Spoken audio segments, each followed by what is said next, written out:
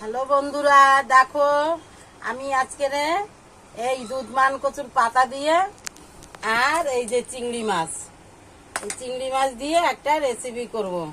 চিংড়ি মাছটা ভেজে আর এই পাতা সিদ্ধ করে ভর্তা করে তোমাদের দেখাবো। এই যে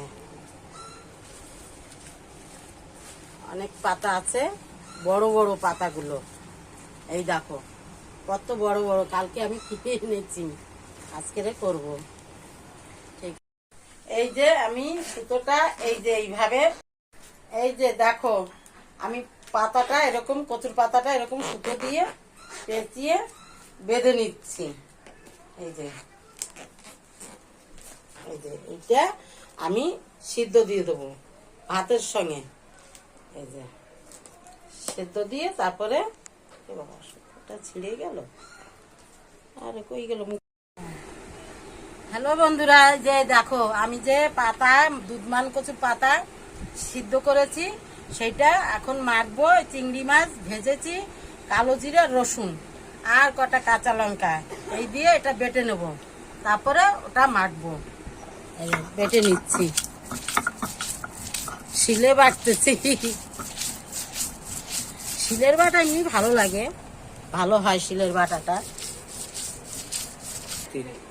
এই যে বাটা এই যে হয়ে গেছে, চিংড়ি মাছ আর ওই রসুন কালো জিরে বাটা হয়ে গেছে। এবারে এই যে পেঁয়াজ যে ভেজে রেখেছি সেই পেঁয়াজটা আর এই যে শুকনো লঙ্কা, এই যে এই যে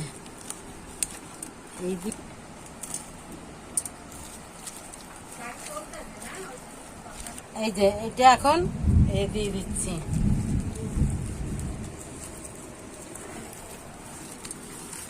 এবারে এই যে কচুর পাতাটা এই যে এবারে দিয়ে দিচ্ছি। হ্যাঁ, এই পাতাটা ভাতে দিয়েছিলাম, বলেছি পাতাটা ভাতে দিয়েছিলাম, সেই কটা ভাত রয়েছে সঙ্গে লেগে, গরম তো পারি না, এই কটা ভাত রয়েছে, এই ভালো করে চটকিয়ে দিচ্ছি। এই যে একটু সর্ষের তেল আমি দিয়ে দিচ্ছি কাঁচা।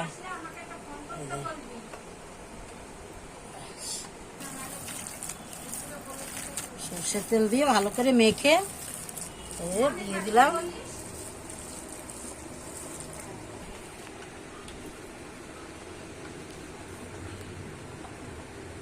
ঝর্ণা খেয়ে দেখছে কেমন হয়েছে। ঝর্ণা বল বন্ধুদের। দারুণ হয়েছে, দারুণ। এরকম খাবার প্রথম খাচ্ছি মনে হচ্ছে। নুন দাও, নুন কম হয়ে গেছে। দেখো বন্ধুরা, এইসব জিনিস এইভাবে না মাখলে কিন্তু খেয়ে বুঝবে না টেস্ট। ঠিক আছে, এরকম করে টেস্ট বুঝতে হয় মেখে। সুন্দর হয়েছে, হেভি হেভি, জীবনও মনে হচ্ছে খাইনি এই জিনিস। তোমরা একটু খেয়ে দেখো কিরকম হয়েছে। এই দেখো,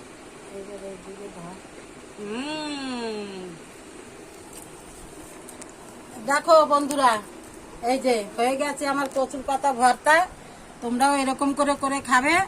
আর যদি ভালো লাগে তোমাদের, তোমরা একটু লাইক, শেয়ার, কমেন্ট করবে আর সাবস্ক্রাইব করবে বন্ধুরা। টাটা।